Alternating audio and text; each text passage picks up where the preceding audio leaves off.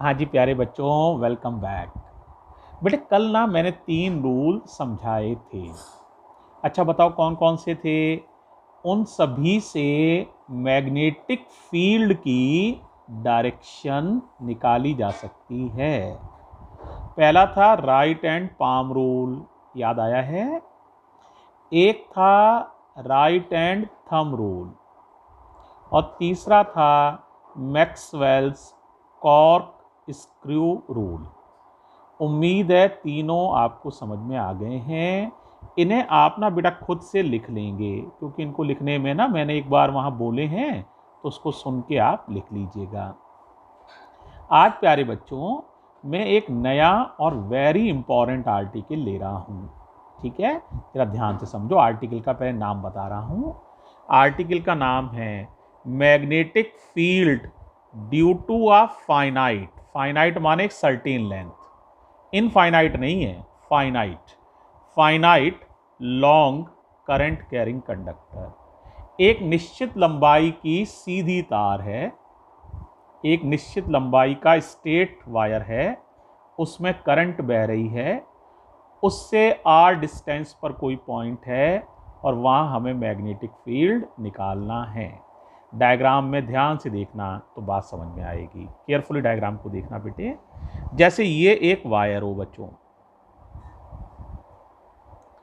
Finite length का है, कोई भी एक लंबाई बना दी।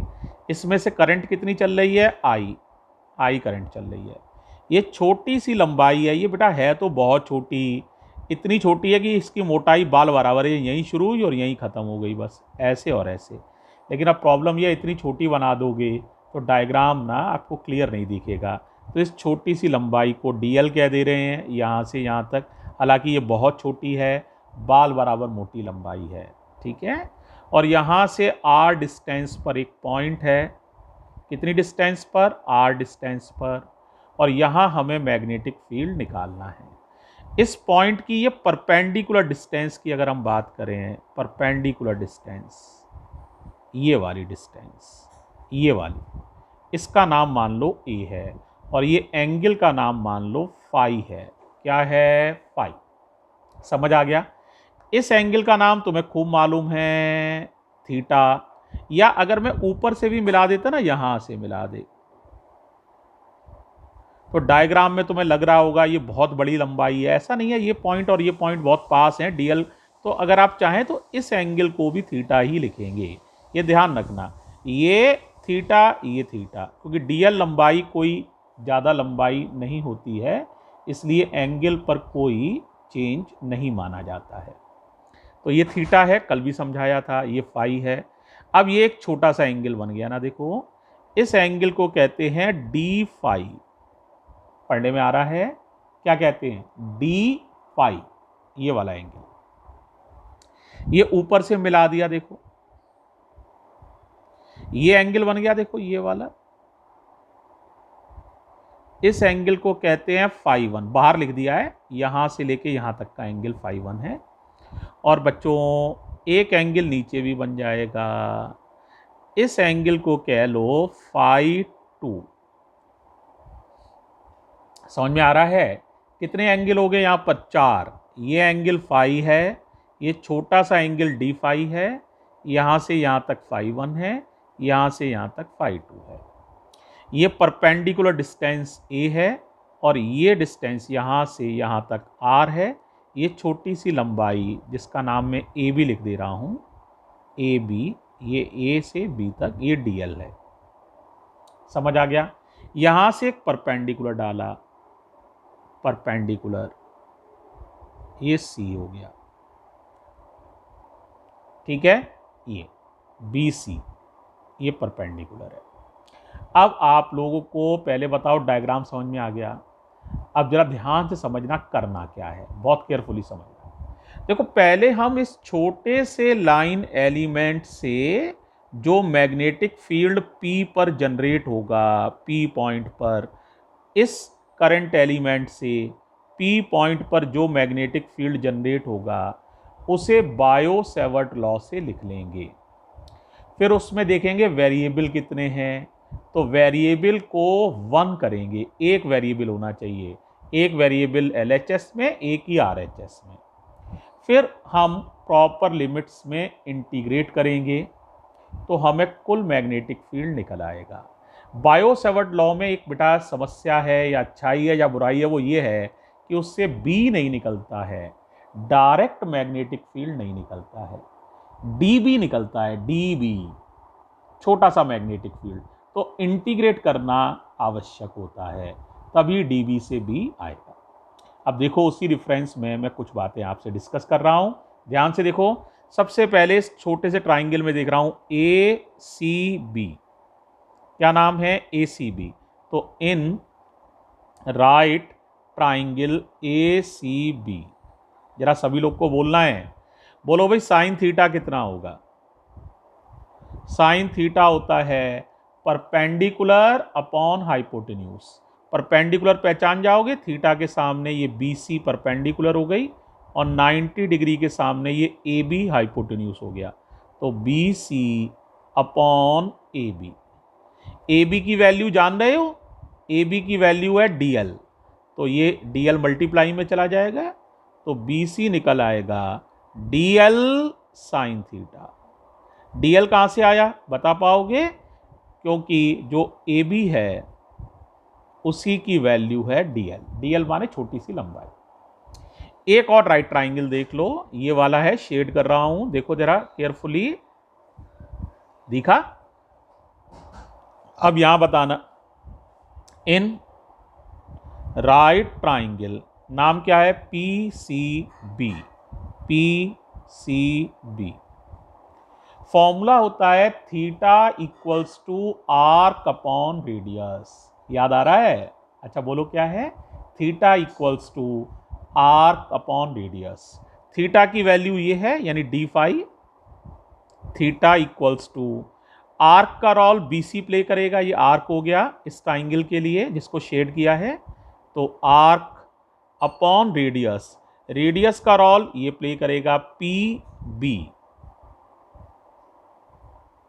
तो d5 equals to BC upon PB की वैल्यू जानते हो, P से B तक ये R थी, P से B तक की डिस्टेंस को R माना था, तो BC की वैल्यू कितनी हो जाएगी बताओ, BC हो जाएगा R d5।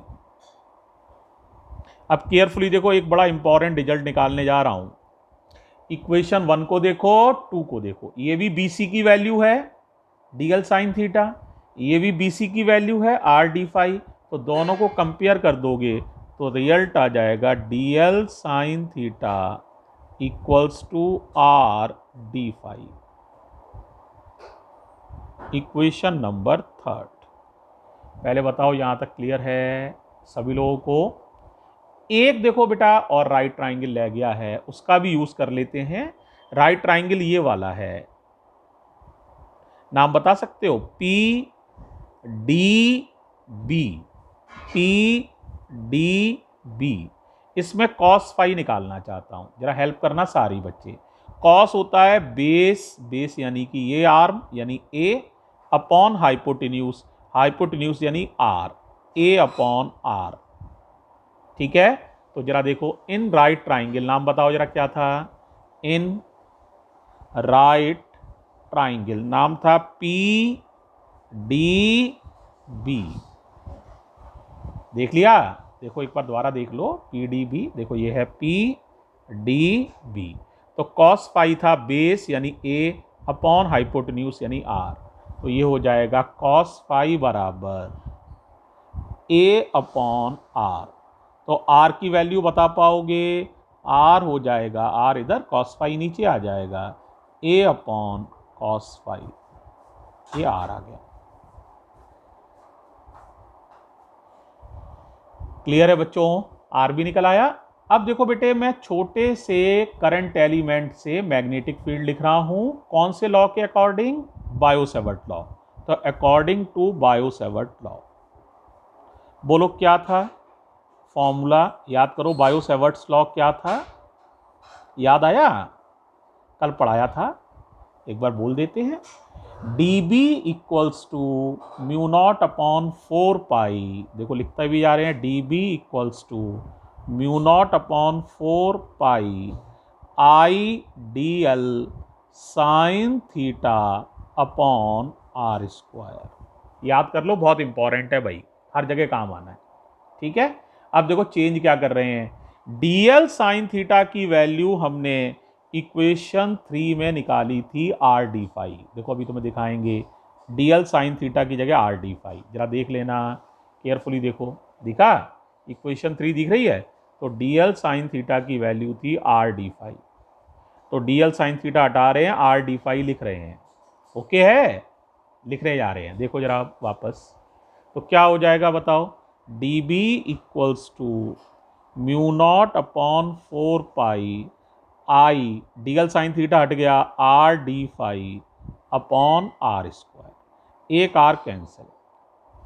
अब इस आर की वैल्यू लिख रहे हैं ए अपॉन कॉस फाई, ये वाली, तो बताओ डी बी कितना आ जाएगा, mu naught upon 4 pi I upon R, R की वैल्यू है ए अपॉन कॉस फाई, तो ए अपॉन कॉस फाई और ये लिखा है डी फाई, कॉस फाई ऊपर चला जाएगा तो डी बी आ गया प्यारे बच्चों, mu naught upon 4 pi I upon A cos phi D phi.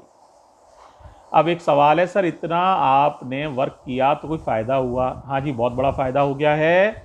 एक वेरिएबल यहाँ है, एक वेरिएबल यहाँ है, आई कांस्टेंट है, परपेंडिकुलर डिस्टेंस फिक्स होती है, पॉइंट से वायर तक की दूरी फिक्स है क्योंकि परपेंडिकुलर डिस्टेंस है ये। कॉस फाई का हमें आराम से इंटीग्रेशन आता है, कॉस फाई का इंटीग्रल होता है साइन फाई। लिमिट मैं तुम्हें दिखा रहा हूँ, वायर चाहिए मुझे पूरी, तो फाई की लिमिट्स पर गौर करना, फाई की लिमिट्स पर देखो जरा, पूरी वायर के लिए फाई अप में चलोगे तो इतना है प्लस फाई 1 है, नीचे चलोगे तो माइनस फाई 2 है, नीचे जाने की वजह से माइनस कह रहा हूं, तो प्लस फाई 1 से माइनस फाई 2 तक लिमिट है फाई की। ठीक है, तो जरा इंटीग्रेट कर रहे हैं, केयरफुली देख लो, बोलो भाई जरा, integral D B equals to mu naught upon 4 pi I upon A cos phi D phi, limit है माइनस फाई 2 से प्लस का फाई 1 तक। डी बी का integral B mu naught upon 4 pi I upon A cos phi का integral sine phi, limit right hand side पर minus phi 2 to phi 1। अब क्या होता है बताओ, upper limit minus lower limit, बोलो क्या हो जाएगा, b बराबर mu naught upon 4 pi I upon A sine phi 1, upper limit minus lower limit, minus और माइनस प्लस हो जाएगा साइन फाई 2। ये बच्चों बड़ा इंपॉर्टेंट रिजल्ट है, यही कहलाता है मैग्नेटिक फील्ड। ए का नाम perpendicular distance of the wire from observation point, ये ध्यान रखना है। इस वीडियो को यहीं फिनिश कर रहा हूँ, आगे की कुछ और बातें अगले वीडियो में शेयर कर रहा हूँ। थैंक यू बच्चों।